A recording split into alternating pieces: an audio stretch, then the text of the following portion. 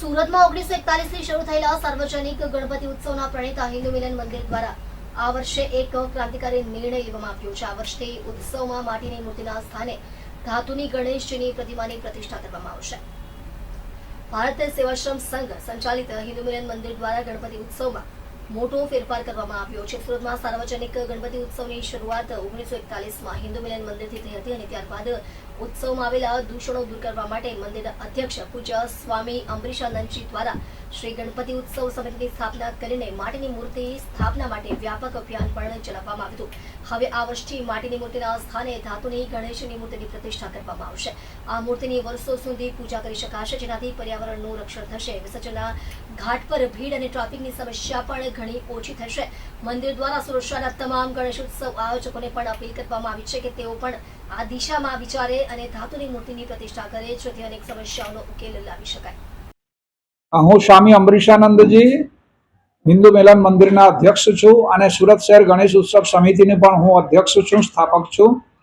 આ વર્ષે ઈશ્વરની પ્રેરણાથી અમે હિન્દુ મિલન મંદિરમાં જે ગણેશ ઉત્સવ સમિતિના વડીલ છે કહીએ તો વાંધો નથી, જે પ્રચાર એ છે પ્રથપ્રદર્શક છે, અને અહીંયા અમે આ વર્ષથી જે ધાતુની પંચધાતુની મૂર્તિ છે એ મૂર્તિનું પ્રતિષ્ઠા કરીશું અને આ મૂર્તિ કાયમ રહેશે। અને પૂજા માટે એક 100 ફૂટની મૂર્તિ, માટીની મૂર્તિ રહેશે, જેના ઉપર પૂજન વિધિ થશે અને ત્યાર પછી વિસર્જન અનંત ચૌદસના દિવસે એનું વિસર્જન કરવામાં આવશે ત્યાં એક તપેલાની અંદર, એક કુંડની અંદર।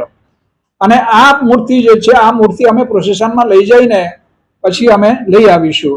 હું સુરત શહેરના જે ગણેશ સ્થાપકો મિત્રો છે, જે લોકો વર્ષોથી આ મૂર્તિઓની સ્થાપના કરે છે, જેની સંખ્યા લગભગ 80 થી 85 હજાર છે, તો આ આયોજક મિત્રોને હું અપીલ કરું છું, આપ પણ આ દિશા તરફ વિચારો અને આ પણ ધાતુની મૂર્તિની પ્રતિષ્ઠા કરો, એવી અમારી બધા સંતોની લાગણી છે, જે વર્તમાન સમયને માટે અત્યંત જરૂરી છે અને અનેક પ્રકારની જે સમસ્યાઓ છે એ સમસ્યાનું પણ એમનું સમાધાન થઈ જશે।